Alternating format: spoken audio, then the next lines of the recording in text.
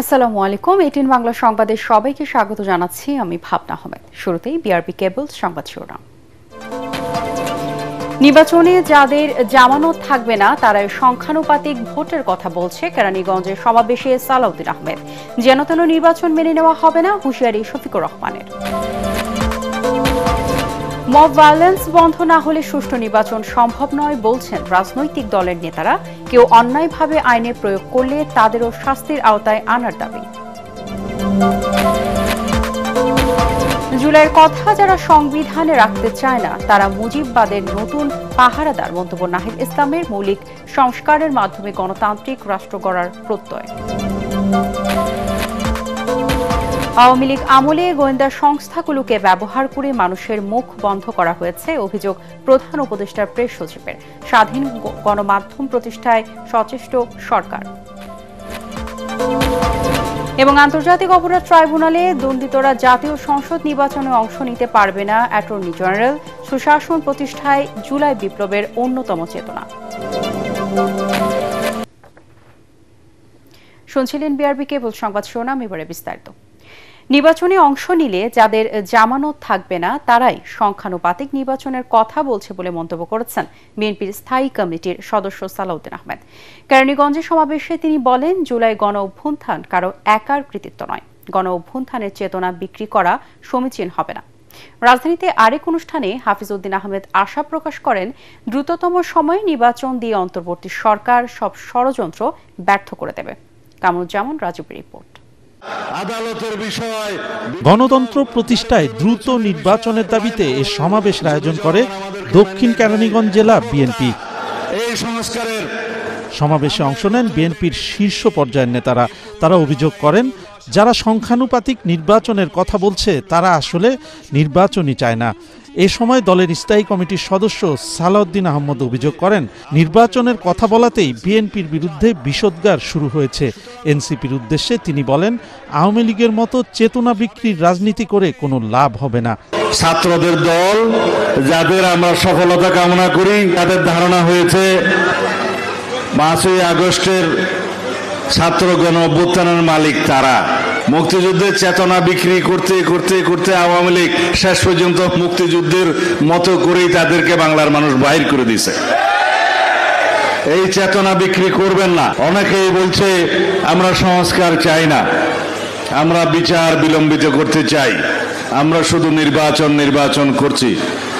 এই কথাগুলো কারা বলছে? যারা নির্বাচনে আসলে যাদের জামানত না থাকার কথা তারা বলছে। তারা আন্দাজে বয়ান দিচ্ছে, বলছে বাংলাদেশের মানুষ আনুপাতিক নির্বাচন চায়। অন্যদিকে জুলাই গণ অভ্যুত্থানের শহীদদের স্মরণে আয়োজিত ফুটবল টুর্নামেন্টের উদ্বোধন করে বিএনপির স্থায়ী কমিটির সদস্য হাফিজউদ্দিন আহমেদ বলেন, অন্তর্বর্তী সরকার যত দ্রুত মানুষের ভোটাধিকার ফিরিয়ে দেবে তত দ্রুত দেশ বিপদমুক্ত হবে। আমরা আশা করব ফেব্রুয়ারি মাসে একটি সুষ্ঠু নিরপেক্ষ নির্বাচন দেবেন এই সরকার। আমরা সেই সুষ্ঠু নির্বাচনের অপেক্ষায় রইলাম, গণতন্ত্র সুপ্রতিষ্ঠিত করার অপেক্ষায় রইলাম এবং আমরা আশা করি এই সরকার আর কিংস পার্টি সৃষ্টি করবে না। এ সময় দলের সিনিয়র যুগ্ম মহাসচিব রুহুল কবির রিজভী বলেন, যারা বলছেন নির্বাচনের পরিবেশ নেই তারা ঘোলা পানিতে মাছ শিকারের চেষ্টা করছে। কেউ কেউ বলছেন নির্বাচনের পরিবেশ নেই। কেন বলছেন? জনগণের ন্যায্য অধিকার, মানবাধিকার প্রতিষ্ঠা, এর জন্য আপনার দরকার নির্বাচিত পার্লামেন্ট। কামরুজ্জামান রাজীব, এটিএন বাংলা, ঢাকা। দেশে মব ভায়োলেন্স বন্ধ করতে না পারলে সুষ্ঠু নির্বাচন সম্ভব নয় বলে জানিয়েছেন নাগরিক ঐক্যের সভাপতি মাহমুদুর রহমান মান্না। রাজধানীতে সাইবার সিকিউরিটি অধ্যাদেশ নিয়ে নাগরিক ঐক্যের এক সেমিনারে এ মন্তব্য করেন তিনি। অন্যদিকে অন্যায়ভাবে এই আইনে প্রয়োগ করলে তাদেরকেও শাস্তির আওতায় আনার দাবি জানিয়েছেন বিএনপি স্থায়ী কমিটির সদস্য নজরুল ইসলাম খান। তার মতে, এই অধ্যাদেশে অস্পষ্টতা রয়েছে, ঘুরিয়ে ফিরিয়ে না আনা হয়েছে একই আইন, যা অযৌক্তিক। তরিক ইসলামের রিপোর্ট। কতটুকু সুরক্ষা দিবে সাইবার সিকিউরিটি অধ্যাদেশ 2025 তা নিয়ে আলোচনা করতে ঢাকা রিপোর্টার্স ইউনিটিতে সেমিনারের আয়োজন করে নাগরিক ঐক্য। সেমিনারে বিএনপির স্থায়ী কমিটির সদস্য নজরুল ইসলাম খান বলেন, আইন সম্পর্কে সাধারণ মানুষকে সচেতন করতে হবে। সাইবার সিকিউরিটি অধ্যাদেশের মাধ্যমে সাধারণ মানুষ আবারও হয়রানির শিকার হবে বলে মন্তব্য করেন তিনি। এই যে সুরক্ষা আইন, এইসব আইনের যারা কার্যকর করবে, প্রত্যেকটা ব্যাপারে যারাই ক্ষমতার অধিকারী হবে রাষ্ট্রের মাধ্যমে, তাদের প্রত্যেককে দায়বদ্ধ এবং জবাবদিহিতার আওতায় আনা। আর সে কারণেই তারা যদি তাদের দায়িত্ব পালনে অবহেলা করে কিংবা অপরাধমূলক কোনো কাজে যুক্ত হয়, তাহলে তাদের জন্য শাস্তি হয়, সেই বিধানও যেন প্রত্যেক আইনে থাকে, এরকম একটা দাবিও আমাদের থাকা দরকার। এতে নাগরিক ঐক্যের সভাপতি মাহমুদুর রহমান মান্না অভিযোগ করেন, দেশের আইন শৃঙ্খলা রক্ষায় বর্তমান সরকার ব্যর্থ।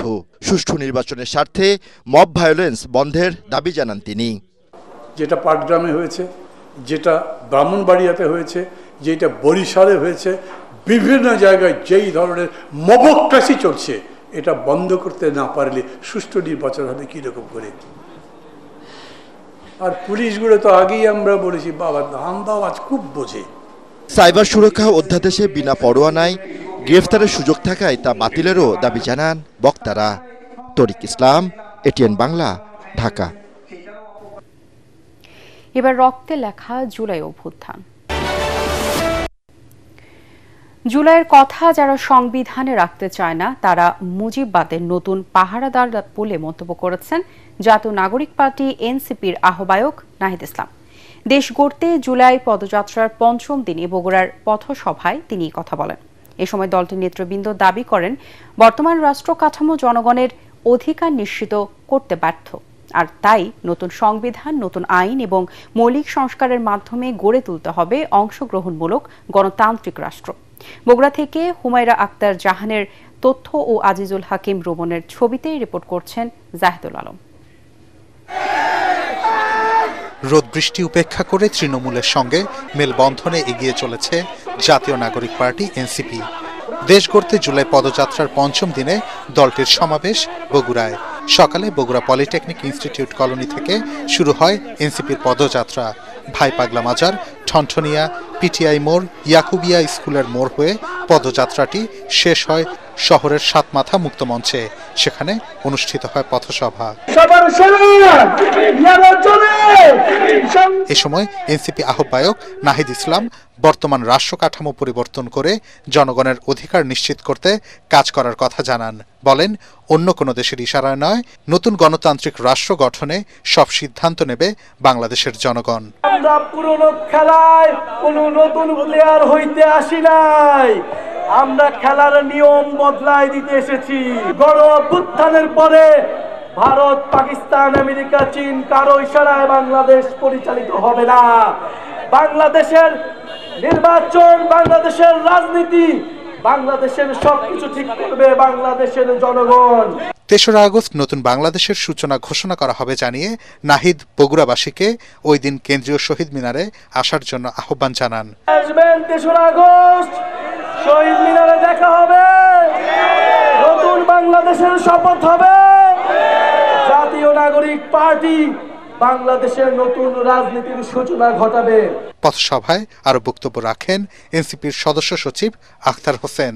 বলেন, নতুন বাংলাদেশ গড়তে হলে পুরনো সিস্টেম বাদ দিয়ে মৌলিক সংস্কারের ভিত্তিতে জুলাই সনদ বাস্তবায়ন করতে হবে।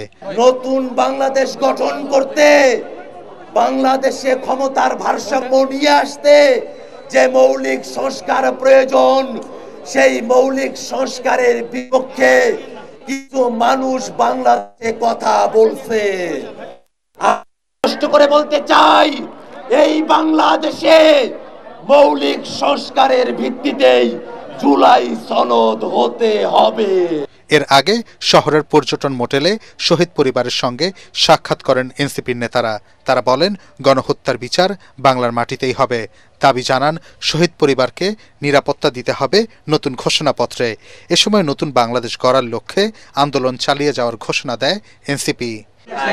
Bureau report, ATN Bangla. উন্নয়নের কথা বলে বিগত আওয়ামী লীগ সরকার লুটপাট ও বিদেশে অর্থ পাচার করেছে বলে মন্তব্য করেছেন জামায়াতের আমির ডাক্তার শফিকুর রহমান। ফেনীতে সুধী সমাবেশে তিনি বলেন, জামায়াতের শীর্ষ পর্যায়ের 11 জন নেতাকে হত্যা করে ফ্যাসিস্ট সরকার।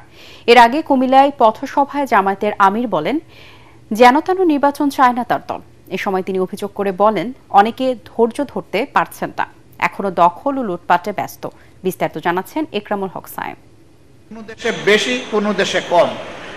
ফেনী জেলা জামাতের রোকন সম্মেলন ও সুধী সমাবেশে অংশ নেন দলের আমির ডাক্তার শফিকুর রহমান। সুধী সমাবেশে বক্তব্যে তিনি বিগত আওয়ামী লীগ সরকারের লুটপাট ও বিদেশে অর্থ পাচারের নানা তথ্য তুলে ধরে বলেন, সে সময় তৈরি করা হয়েছিল বিভীষিকাময় এক অধ্যায়ের। একটা খুনের ঘটনা ঘটেছে, আমাদের অন্তর রক্তক্ষরণ হয়েছে, একটা ফাঁসির রায় কার্যকর হয়েছে, সাথে সাথে গুন্ডারা গিয়ে ওই সমস্ত ভাইদের বাসায় হামলা করে তছনছ করে দিয়েছে, তাদেরকে রক্তাক্ত করে তারপরে পুলিশের হাতে অন্যায়ভাবে তুলে দিয়েছে। জানাজায় আমাদের সহকর্মীদের জানাজায় আমাদেরকে শরীক হতে দেওয়া হয়নি। একটা বিভীষিকাময় অবস্থা তৈরি করা হয়েছিল এই দেশ। দুর্বৃত্তের বিরুদ্ধে ঐক্যবদ্ধ লড়াইয়ের আহ্বান জানিয়ে ডাক্তার শফিকুর রহমান বলেন, নতুন পুরাতন কোনো ফ্যাসিবাদেরই ঠাঁই হবে না নতুন বাংলাদেশে। যদি এই জাতির দুর্গন্ধযুক্ত অতীত পচা ময়লা আবর্জনা যদি পরিষ্কার না হয়, আবার যদি এই অবস্থায় একটা নির্বাচন হয়, it will be another genocide two election. এটা হবে নির্বাচনকে গণহত্যা করার শামিল। আমাদের সন্তানদের রক্তের সাথে আমরা বেইমানি করব না এবং কাউকে বেইমানি করতে দেওয়া হবে না। এই সন্তানদের রক্তের মূল্য, পবিত্র রক্তের মূল্য, ইনশাআল্লাহ তারা যে আশা নিয়ে আকাঙ্ক্ষা নিয়ে দিয়ে গিয়েছে, সেই রক্তের মূল্য পরিশোধ করার জন্য আমরা প্রস্তুত। এর আগে ফেনী যাওয়ার পথে কুমিল্লার পদুয়ার বাজারে পথসভায় বক্তব্য রাখেন জামাতে ইসলামীর আমির ডাক্তার শফিকুর রহমান। এ সময় জামাত যেন তেন নির্বাচন চায় না বলে জানান তিনি। কিছু রাজনৈতিক দল এখনও দখল লুটপাটে ব্যস্ত উল্লেখ করে দলগুলোকে নিজেদের কর্মীদের সামাল দেওয়ার আহ্বান জানান আমিরে জামাত। আমাদের দেশে বাংলাদেশকে আমানত রেখে দিয়েছে, আমরা সেই রক্তের সাথে কাউকে বেইমানি করতে দেব না। আমরা যেন তেন কোনো নির্বাচন চাই না। বাংলাদেশের বিভিন্ন জায়গায় ইদানিং রাজনীতির নামে অপকল্পনা লুটপাট আমরা লক্ষ্য করছি। আমরা সংশ্লিষ্ট দলগুলোকে বলবো, সাবধান হন, নিজেদেরকে সামলান, নইলে জনগণই আপনাদেরকে সামলিয়ে দেবে। এ সময় জুলাই আন্দোলনের শহীদদের স্মরণ করে তিনি বলেন, তাদের রক্তের সাথে কাউকে বেইমানি করতে দেয়া হবে না। ইকরামুল হক সায়েম, এটিএন বাংলা। ফ্যাসিস্ট আওয়ামী লীগের আমলে শুধু আইন নয়, নানাভাবে গণমাধ্যম সহ মানুষের মুখ বন্ধ করা হতো বলে জানিয়েছেন প্রধান উপদেষ্টা প্রেস সচিব শফিকুল আলম। গণমাধ্যম সংস্কার শীর্ষক আলোচনা অংশ নিয়ে তিনি বলেন, গত 15 বছরে সঠিক সাংবাদিকতা হয়নি বলে মানুষ সাংবাদিকদের বিশ্বাসযোগ্যতা নিয়ে প্রশ্ন তোলে। কোনো গোয়েন্দা সংস্থা যেন ভবিষ্যতে গণমাধ্যমের উপর হস্তক্ষেপ না করতে পারে। অন্তর্বর্তী সরকার সে বিষয়ে কাজ করছে জানিয়ে এই বিষয়ে সবাইকে সোচ্চার হবার কথা বলেন শফিকুল আলম। আরও জানাচ্ছেন ইয়াসিন রানা। পতিত আওয়ামী লীগের আমলে প্রধানমন্ত্রী শেখ হাসিনার একটি সংবাদ সম্মেলন ছিল সরকারের গুণকীর্তন করতে সিনিয়র সাংবাদিকদের এক রঙ্গমঞ্চ। কে কার চেয়ে বেশি গুণকীর্তন করবেন তা নিয়ে হতো প্রতিযোগিতা। গণঅভ্যুত্থান পরবর্তী সময়ে এমন অবস্থা থেকে বের হতে করণীয়, গণমাধ্যমের সমস্যা, সম্ভাবনা ও সীমাবদ্ধতা নিয়ে এই আলোচনার আয়োজন করে ব্রডকাস্ট জার্নালিস্ট সেন্টার। এতে চাকরির নিরাপত্তা, মালিকপক্ষের আচরণ, সাংবাদিকদের পেশাদারিত্ব ও পক্ষপাতিত্ব, সঠিক চিত্র তুলে ধরতে নানা বাধার কথা তুলে ধরেন সিনিয়র সাংবাদিকরা। তাদের পেশাগত দক্ষতা কিভাবে উন্নয়ন হবে এবং তাদের আর্থিক সুরক্ষা কিভাবে নিশ্চিত হবে সেটির দিকে নজর দেবেন। গণমাধ্যমগুলো গণমাধ্যম কর্মীদের দক্ষতা উন্নয়নের জন্য কি কাজ করছেন, এই প্রাতিষ্ঠানিক দক্ষতা উন্নয়নের ব্যাপারগুলো নিশ্চিত করার জন্য মালিক পক্ষকে বাধ্য করা। ডিএফপি নামক একটা প্রতিষ্ঠান আছে সরকারি, তারা প্রতি মাসে বা 3 মাস পর পর পত্রিকার সার্কুলেশনের যে হিসাবটা দেয় দিত, যে সমস্ত পত্রিকার নাম কেউ শোনে নাই, কেউই জানে না, সেসব পত্রিকার সার্কুলেশন 2 লাখ, 2.5 লাখ। এ সময় প্রেস সচিব শফিকুল আলম বলেন, শক্তিশালী গণমাধ্যম তৈরিতে কাজ করছে সরকার। বাংলাদেশের তো শুধুমাত্র ল না, আরো অনেকভাবেই তো মানুষের মুখ বন্ধ করা হয়েছে এবং আমাদের তরফ থেকে বারবার বলা হয়েছে যে কোনো ধরনের কোনো সিক্রেট এজেন্সি, কোনো ধরনের কোনো ইন্টেলিজেন্স এজেন্সি যেন কোনো টিভি মিডিয়াকে বা নিউজ পেপারকে, কাউকে বা কোনো সাংবাদিককে কোনো একটা যেন ফোন না করে। তিনি বলেন, ধমক দিয়ে নিউজ বন্ধ করা, সাংবাদিকদের গুম করা, এসবের পুনরাবৃত্তি যেন না ঘটে সেজন্য কাজ করছে সরকার। তো কারো এসে থ্রেড দিয়ে আপনার একটা নিউজ নামিয়ে ফেলা, আপনাকে থ্রেড দেওয়া, আপনাকে গুম করে ফেলা, আপনার উৎপল দাসের কথা মনে আছে, উনি একটা পোস্ট দিয়েছেন কতদিনের জন্য উনি নাই, ফটোগ্রাফার কাজল গুম হয়ে গেছেন। আমরা তো সেটা রিপিট চাই না এবং আমরা চাই যে আপনারা এই বিষয়গুলো বারবার লেখেন। শেখ হাসিনা সরকারের প্রধানমন্ত্রীর প্রেস উইংয়েরও সমালোচনা করেন শফিকুল আলম। পিএম অফিসের একজন একটা ডেপুটি প্রেস সেক্রেটারিও মনস্টার ছিলেন, ওনার জন্য এটা করা যাবে না, এটা করা যাবে না। আমরা তো সেই জায়গায় যেতে চাই না। শক্তিশালী গণতন্ত্রের জন্য মুক্ত গণমাধ্যম জরুরি বলে জানান প্রেস সচিব। গত 15 বছরের যে জার্নালিজম, সেটা নিয়ে কিন্তু আমরা কোনো আলাপই করছি না। ইউএনকে লিখছি, ইউএনকে বলছি যে আপনারা বাইরের এক্সপার্ট দেন, দেশ দেখুক যে কি ধরনের জার্নালিজম হয়েছে।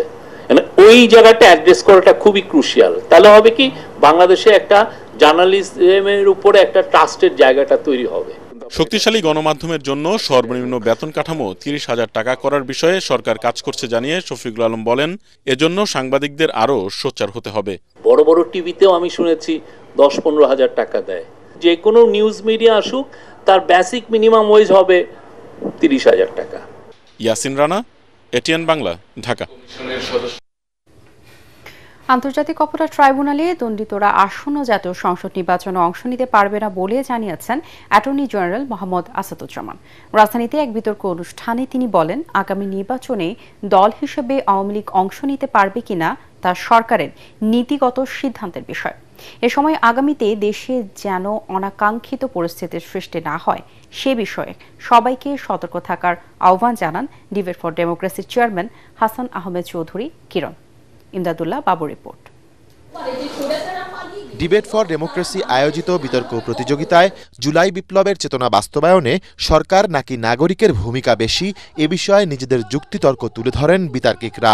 জুলাই আন্দোলনের চেতনা বাস্তবায়নে একবারও অস্বীকার করেনি যে সরকার ভূমিকা পালন করছে না। অন্ধের দেশে আয়না বিক্রি করতে, যারা কিনা চোখেই দেখতে পায় না তারা আয়না দেখবে কিভাবে? এ সময় অনুষ্ঠানের সভাপতি ও ডিবেট ফর ডেমোক্রেসির চেয়ারম্যান হাসান আহমেদ চৌধুরী কিরণ বলেন, জুলাইয়ের চেতনা বাস্তবায়নে সকল দল, পক্ষ ও নাগরিকদের ঐক্যবদ্ধ থাকতে হবে। আজকে যে রাজনৈতিক শক্তিগুলি তারা যদি একে অপরের মধ্যে বিভেদ সৃষ্টি করে, তাহলেই কিন্তু আমরা মনে করি আমাদের জুলাই চেতনাকে আমরা ধরে রাখতে কষ্ট হবে। আবার যদি বাংলাদেশে কোনো দুঃশাসনের পুনরাবৃত্তি ঘটতে যায়, তাহলে কিন্তু দেশের ছাত্র জনতা 15 বছর অপেক্ষা করবে না, খুব দ্রুতই কিন্তু আবার বাংলাদেশে একটা অভ্যুত্থানের পথে যেতে পারে। তাই ভবিষ্যৎ রাজনীতিতে যারা ক্ষমতায় আসবেন তাদের প্রতি অনুরোধ রইল, বাংলাদেশে যাতে আর ভবিষ্যতে কোনোদিন কোনো ফ্যাসিস্টের কোনো জন্মগ্রহণ করা না হয়। অনুষ্ঠানে প্রধান অতিথির বক্তব্যে অ্যাটর্নি জেনারেল মোহাম্মদ আসাদুজ্জামান জানান, সুশাসন প্রতিষ্ঠাই জুলাই বিপ্লবের একমাত্র চেতনা। আওয়ামী লীগের রাজনৈতিক কর্মকাণ্ডের উপর নিষেধাজ্ঞা রয়েছে, এই নিষেধাজ্ঞাটা স্থায়ী নিষেধাজ্ঞা হিসেবে এসেছে। সেই নিষেধাজ্ঞাটার সংসদ নির্বাচনের আগে কতটুকু প্রত্যাহার করা হবে সেটা পলিসি ডিসিশন। তবে আপনারা জানেন, আন্তর্জাতিক অপরাধ ট্রাইব্যুনালের যে আইন, সেই আইনে একটি সংগঠনেরও বিচার করার সুযোগ আছে। এ সময় বিদেশে পালিয়ে থাকা আন্দোলনে হত্যাকাণ্ডের সাথে জড়িতদের দেশে এনে বিচারের দাবি জানান অনুষ্ঠানের সভাপতি। আর অ্যাটর্নি জেনারেল বলেন, সংগঠন হিসেবে আওয়ামী লীগের বিচারের সুযোগ রয়েছে। আন্তর্জাতিক অপরাধ ট্রাইব্যুনালের দণ্ডিতরা আগামী নির্বাচনে অংশগ্রহণ করতে পারবে না। আওয়ামী লীগ একটি নিষিদ্ধ সত্তার নাম। এই নিষিদ্ধ সত্তার সাথে প্রত্যক্ষ বা পরোক্ষভাবে যদি কেউ ভূমিকা পালন করে, সেও অপরাধে সম্পৃক্ত হচ্ছে এবং সেই অপরাধের জন্য তাকে যথাযথভাবে আইনের আওতায় আনার যথেষ্ট সুযোগ আছে এবং আনা হবে। শেখ হাসিনা দেশে ফিরে এসে তার লেসপেন্সাররা, যারা এই হত্যাকাণ্ডের আদেশদাতা, প্রত্যেকের উপযুক্ত বিচারের মাধ্যমে যদি আন্তর্জাতিক অপরাধ ট্রাইব্যুনালের মুখোমুখি হয়, তাহলে এদের মধ্যে সকলেই কিন্তু নির্বাচনে অংশগ্রহণ করার যোগ্যতা হারাবেন। আগামী নির্বাচনে কেউ কেউ যদি বলে থাকেন যে অন্তর্ভুক্তিমূলক নির্বাচন কিভাবে হবে, আওয়ামী লীগ ব্যতীত এই নির্বাচন অবশ্যই অন্তর্ভুক্তিমূলক নির্বাচন হবে, যেহেতু তারা পালিয়ে গিয়েছেন। প্রতিযোগিতায় ড্যাফোডিল ইন্টারন্যাশনাল ইউনিভার্সিটিকে হারিয়ে শেরেবাংলা কৃষি বিশ্ববিদ্যালয়ের বিতার্কিকরা বিজয়ী হয়। ইমদাদুল্লাহ বাবু, এটিএন বাংলা, ঢাকা। পুলিশের সংস্কার করতে হলে এই বাহিনীর সদস্যদের রাজনৈতিক প্রভাব মুক্ত করতে হবে বলে মনে করেন দৈনিক আমার দেশ পত্রিকার সম্পাদক মাহমুদুর রহমান। তিনি জানান, রাজনৈতিক প্রভাবের কারণেই পুলিশের চেইন অফ কমান্ড ভেঙে পড়ে।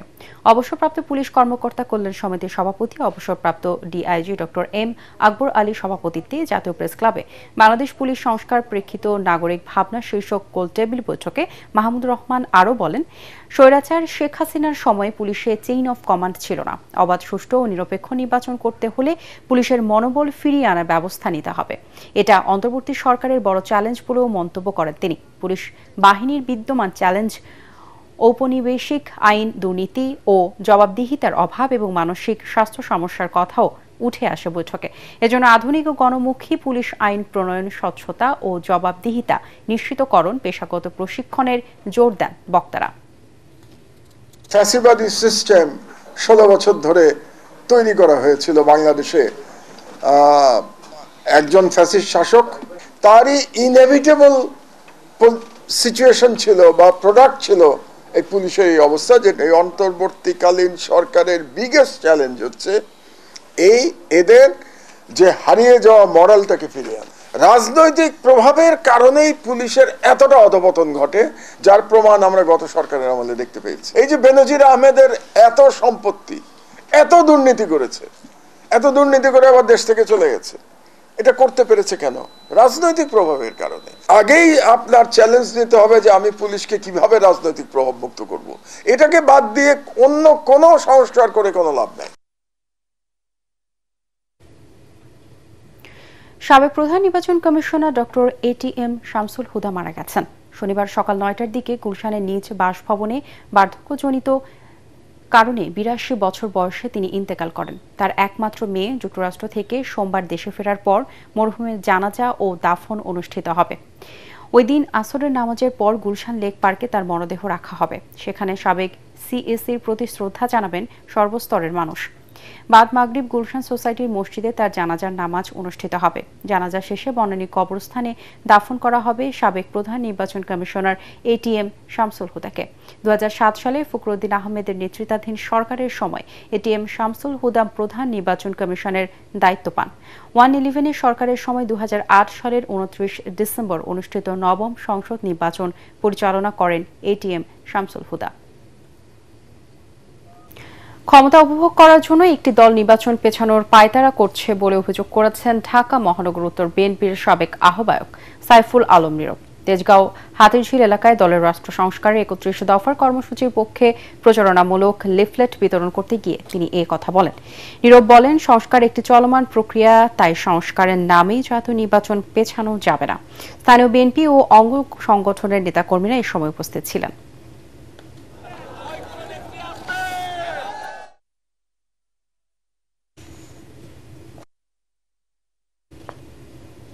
সাংবাদিকরা জাতির বিবেক মন্তব্য করে বিএনপির কেন্দ্রীয় নেতা ও সাবেক উপমন্ত্রী রুহুল কুদ্দুস তালুকদার দুলু ভবিষ্যৎ বাংলাদেশের গণতন্ত্রায়নে গণমাধ্যমকে সঠিকভাবে দায়িত্ব পালনের আহ্বান জানিয়েছেন। সকালে নাটোর প্রেস ক্লাবের 4 যোগ পূর্তি উৎসব উপলক্ষে আয়োজিত অনুষ্ঠানে তিনি এই আহ্বান জানান। এ সময় তিনি বলেন, বিভিন্ন প্রিন্ট ও ইলেকট্রনিক মিডিয়ায় তাকে সাংবাদিকরা যেভাবে উপস্থাপন করে পরিচিত করেছেন, শরীরে রক্ত দিয়েও সে ঋণ শোধ করা সম্ভব নয়। আমি আপনাদের ঋণ আমি আমার শরীরের রক্ত দিয়ে শোধ করতে পারবো না, কারণ আমি রুহুল কুদ্দুস তালুকদার দুলুর যে সম্মান, আজকে যে পরিচিতি, আজকে যে আমার ভাবমূর্তি, আজকে আমার এই অবস্থান, এই পুরো কৃতিত্ব নাটোরের সাংবাদিকদের।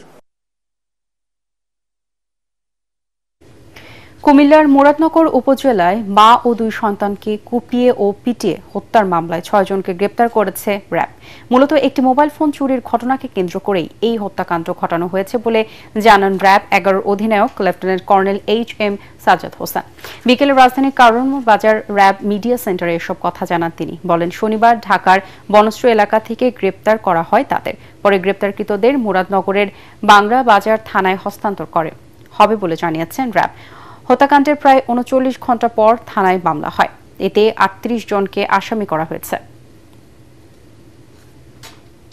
এর সাথে সংশ্লিষ্ট যারা ছিল অনেক আসামি কিন্তু অ্যারেস্ট হয়েছে। 38 জনের নামে মামলা হয়েছে। তাদেরকে আমাদের অভিযান কার্যক্রম চলমান রয়েছে, কাজ করছে, সেনাবাহিনী কাজ করছে, সেনাবাহিনী টহল দেওয়া হচ্ছে।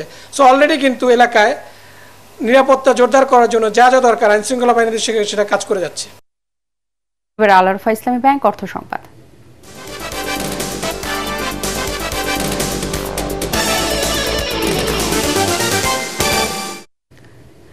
শত কোটি টাকার বেশি ব্যয়ে গ্রিন শিপইয়ার্ড করার পরও পরিবেশ অধিদপ্তরের খাতায় এখনও লাল ক্যাটাগরিতে দেশের জাহাজ ভাঙা শিল্প।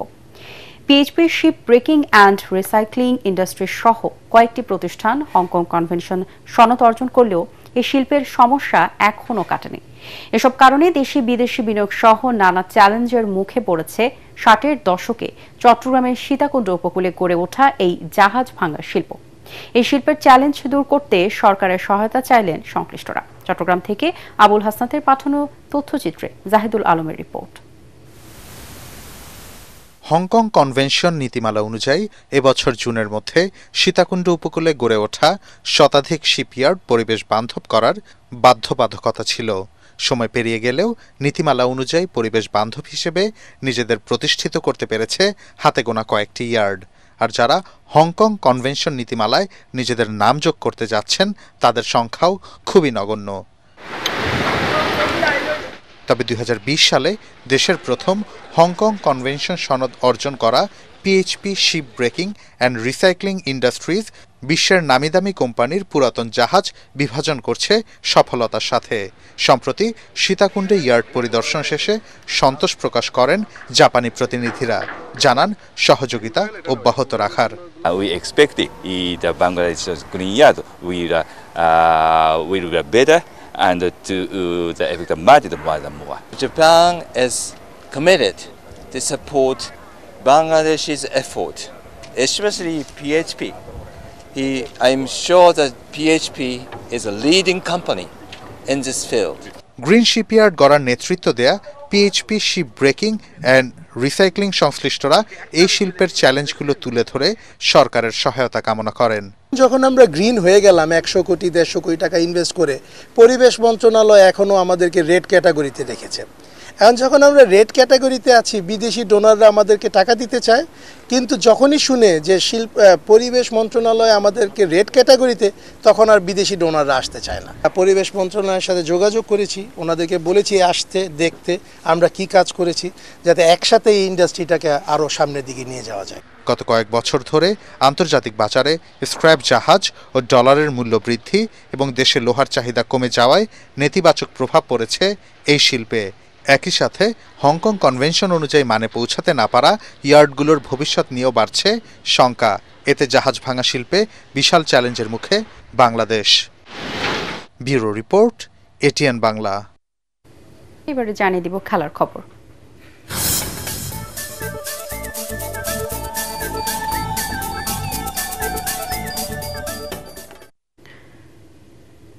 সিরিজের দ্বিতীয় ওয়ানডে জয়ে বাংলাদেশের বিপক্ষে 249 রানের টার্গেটে ব্যাট করছে শ্রীলঙ্কা। শেষ খবর পাওয়া পর্যন্ত তাদের সংগ্রহ 1 উইকেটে 34 রান।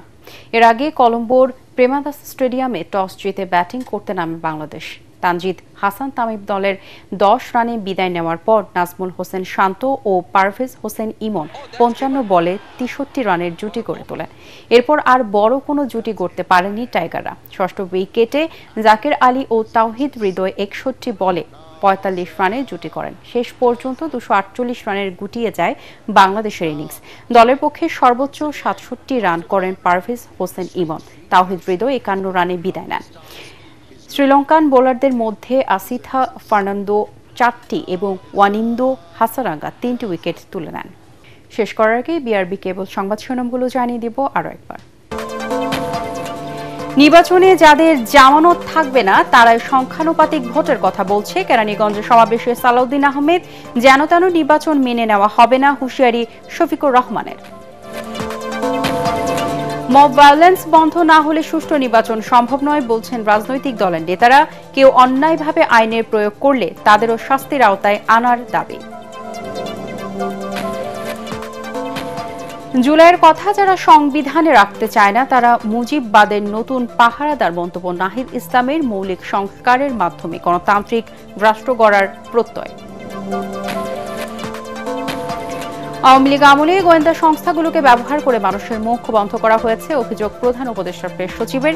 স্বাধীন গণমাধ্যম প্রতিষ্ঠায় সচেষ্ট সরকার। এবং আন্তর্জাতিক অপরাধ ট্রাইব্যুনালে দণ্ডিতরা জাতীয় সংসদ নির্বাচনে অংশ নিতে পারবে না, অ্যাটর্নি জেনারেল। সুশাসন প্রতিষ্ঠায় জুলাই বিপ্লবের অন্যতম চেতনা। পরবর্তী সংবাদ দেখার আমন্ত্রণ জানিয়ে এখনকার মতো শেষ করছি এটিএন বাংলার সংবাদ। ইউটিউবে দেখতে ব্রাউজ করুন youtube/ATN বাংলা নিউজ। ধন্যবাদ সবাইকে।